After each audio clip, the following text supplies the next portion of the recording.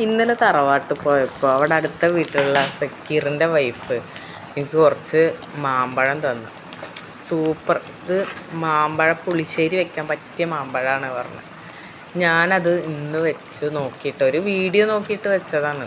ഓ, കിടിലൻ തന്നെ, ഒന്നും പറയാനില്ല, ഒരു രക്ഷയില്ല. സൂപ്പർ അടിപൊളി കറി. വേറൊന്നും വേണ്ട, ചോറ് കഴിക്കണമെങ്കിൽ പിന്നെ ഇത് മാത്രം മതി. ഞാൻ 2 ദിവസത്തിനുണ്ടാവും വിചാരിച്ചിട്ട് വെച്ചതാ.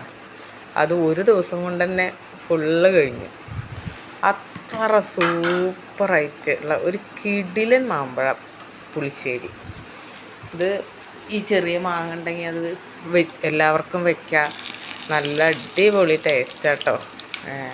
നോൺ വെജൊക്കെ അപ്പുറത്തിരിക്കും. നമുക്ക് നോൺ വെജൊന്നും ആവശ്യം തന്നെ ഇല്ല.